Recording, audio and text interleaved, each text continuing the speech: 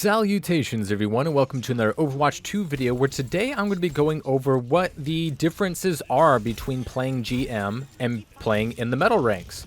Being new to GM myself, I hit it last season and I've been there all this season, so I've been able to really get a grasp on what the differences are, because they can be stark, but also you get to see what the similarities are, what doesn't change, and what assumptions people may have when you get to X rank and whether those hold true or not, and how the behavior of players at the highest ranks in the game change when you go up.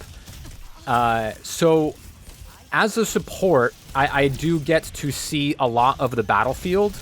Obviously, I'm going to be putting a lot of heals into my tank, and the tank interaction as a whole, when it comes to your tank and the enemy tank and how they interact with the opposing team, is starkly different at Grandmasters than how it is at the metal ranks. And you do see this very obviously at Overwatch League, and you'll see it in top 500 as well.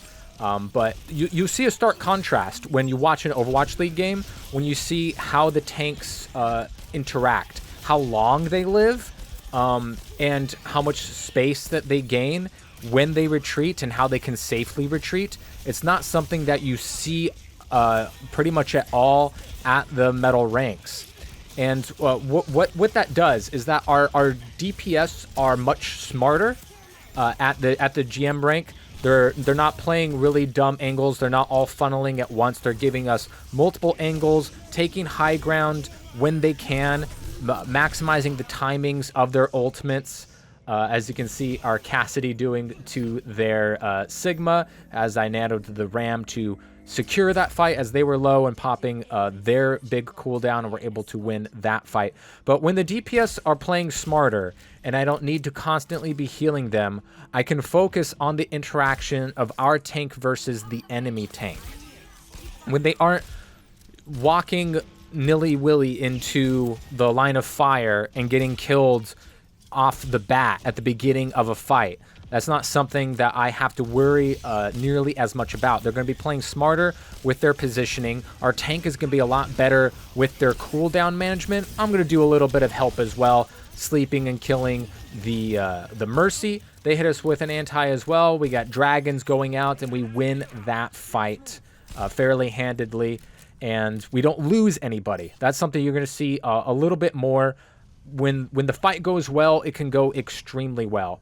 And, this is just one example. Our team, I think, absolutely bullies the enemy team. Not to say there wasn't any competition. It's still a 15-minute game.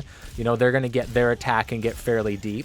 But I think it was a bit of a mismatch. And you still will see those at GM, where one tank is just clearly better than the other, or they're trying to force something that the rest of the team doesn't get onto the same page as. That's still something you are going to see.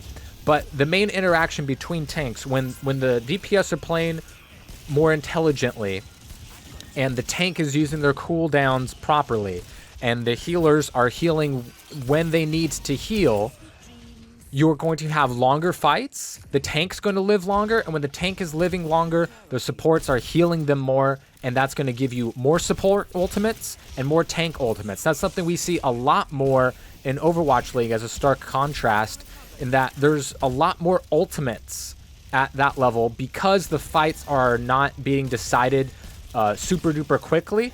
There's, a feeling out phase, waiting for the right opportune moment, maybe waiting for a pick. And the tanks are getting the support that they need, because that's the linchpin of any fight. It doesn't matter what game mode or what map, it's all about the tank matchup, and that is going to be the ultimate decider in the team fight the vast majority of the time. Overwatch is not a game where there's a high probability of consistent carry, quote-unquote, potential for a solo player. And here's a small little interaction right here. Look how smart my Cassidy is. He takes one bit of damage and smartly rolls away, and our myself and my other healer are able to put him in a position to where he can't get easily picked off and die before the fight can even start. That's something that doesn't really happen at the lower levels, where a DPS is going to go willy-nilly out into the front line, look for some cheeky little early kill, and then they die immediately, and then the snowball happens from there. That's not something that happens. That Cassidy took one bit of damage and noped out, as they smartly should, because one little bit of damage can get followed up by one good source of damage, and then it's over, and then that can be the fight. At the lower levels, you know, at Diamond and below especially, it can feel like, less so in Overwatch 2, but it can feel like it doesn't matter which team is better. It matters which team throws less hard, right? And that does not feel the case at Masters and Grandmasters. It doesn't feel that it's not about who's better. It's about who's less shitty. And so another small interaction here. Ram popped their ult. Our Brig can't be an LOS of it. So I sleep the Bob. We're able to get the Ram up to full health.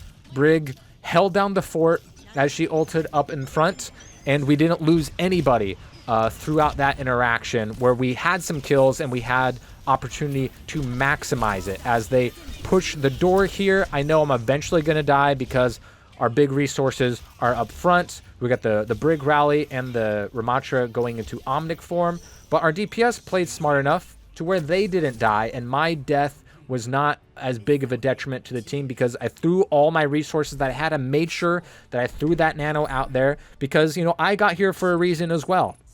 It wasn't just pure luck that I got to Grandmasters more than a season ago. I do know what I'm doing. And those small little interactions that you may have in your games where it's like, man, I wish people would follow up on my sleep darts more. Or, man, I wish when I Orisa Javelin somebody that we can get the follow-up. Or when I dive in as Winston, I wish someone would dive with me. Those small interactions that we wish more of our teammates would do, that's what you see a lot more of in GM. But it's, you know, it's not a cure-all. It's not magic. Our Ram is antied and almost won. We're able to pump in enough healing, and he's blocking properly to where we're able to give him some heals, but then he gets headshot by the Widow. But look here. We get the res. Cassidy had the damage threat from this angle to where the Ram couldn't get at our Mercy to cancel that res. And I'm able to come in there, sleep and anti their Ram to where our Cassidy can finish up, get that kill. We had the res, and all of a sudden, a fight where it looks like we should lose because it's 5v5 and we immediately lose our tank to they lose their tank, we get our back. I mean, obviously, that's the power of Mercy. She's super, super strong at any level. Don't let anyone tell you different. And same as Bastion. Bastion's really good at Grandmasters. So I know there's a lot of content creators out there with their out-of-touch tier lists, and they think that their experiences are very similar to yours. They aren't. Since I'm fresh coming out of the metal ranks, and I'm still, you know, only in Diamond on my tank and DPS roles. I don't play them nearly as much as support. So I still know what it's like to play at the metal ranks. I'm not out of touch like these other people.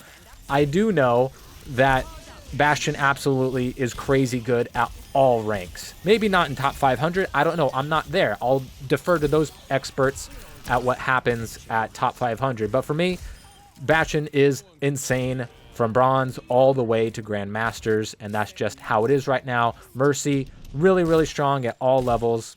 People think she doesn't take skill. She absolutely does. I can't play her at the high enough amount of skill that I need to consistently play her in GM, but with Ana, I am. So I do tend to stick to her when the occasion calls for it, but obviously not all the time. And I do pride myself at least a little bit on having flexibility in all the roles that I can play.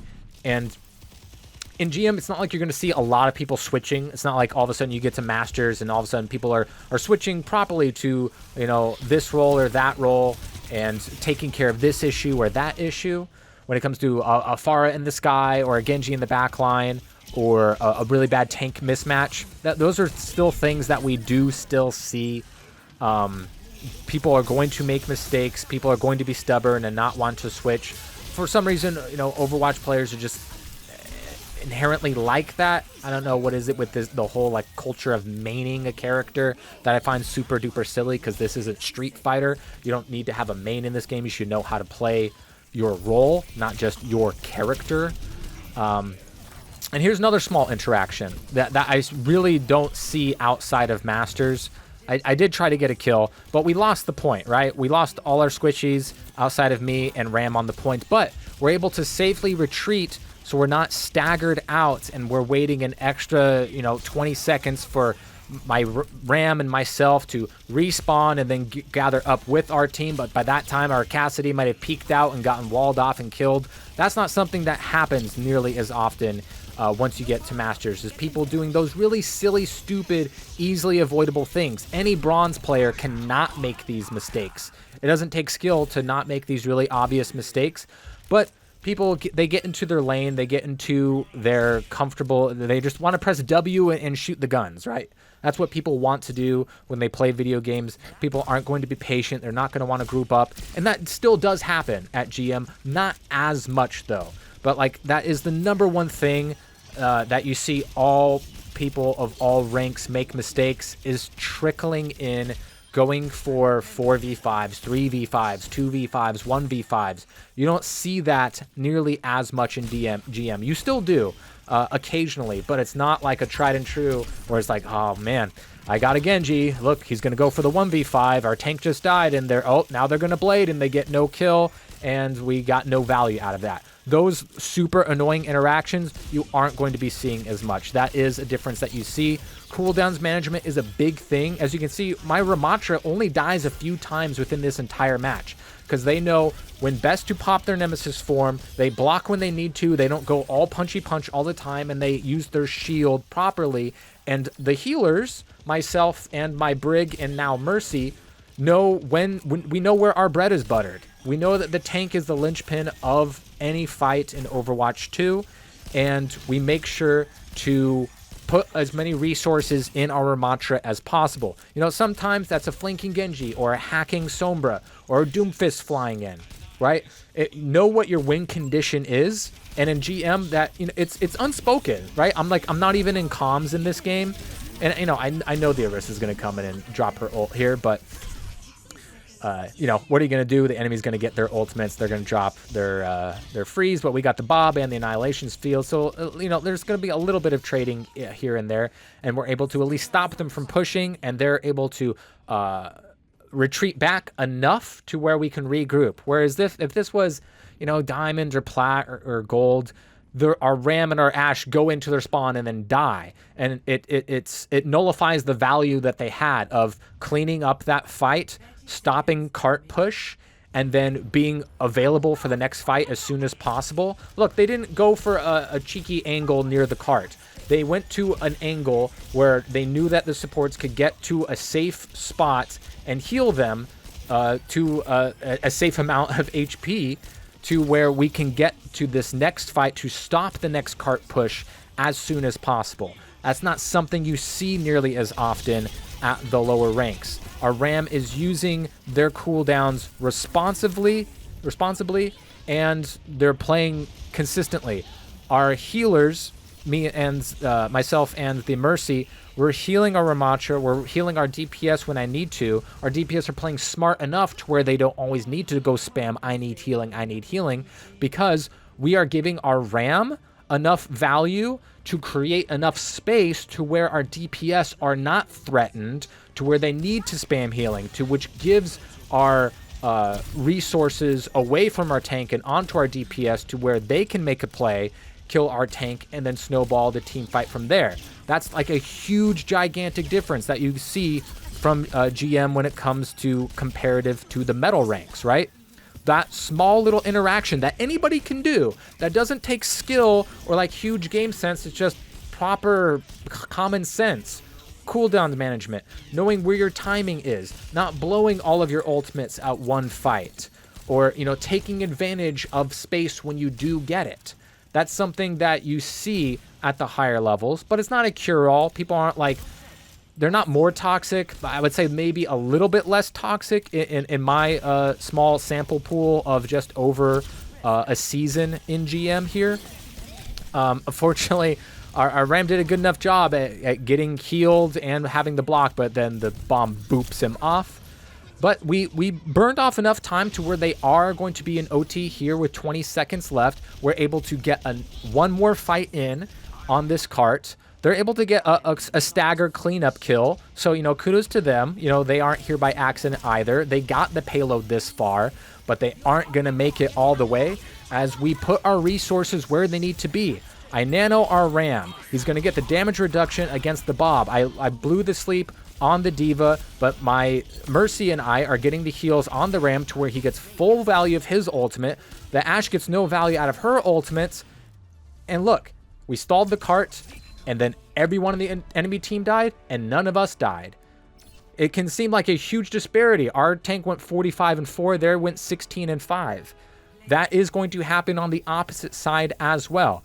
But when it comes to just smart, consistent playing, it's not always going to happen. We're not all in team chat, you know, coordinating, what are we going to run, guys? I'm going to use this. No, we don't have that. I'm not even in team chat in this game. And you're not always going to see that more so than in other ranks, but it's that unspoken synergy. That's the most important of knowing, all right, you need to fall back. You're low on health. You lost your cooldown, what have you. You need to get around this corner. We need to fight now. Those unspoken things that all the best players are, where you listen to an Overwatch League team and you hear their comms, it's like, it's really only like, oh, you know, diva, diva, diva, monkey, monkey, monkey. It's not like, you know, around this corner, they're half, oh, they use this cooldown. There's so much unspoken synergy that they already have built up through practice and just pure game sense, to where they only have to make small, subtle call outs on a specific targets or ultimate tracking. That is enough. And that is when you start to see a little bit of that as you get to their higher ranks. It's not a cure-all, but it's things are more competitive, and that's always going to be more fun, whether you lose or win. But it feels a whole lot better winning, especially when you know it wasn't free.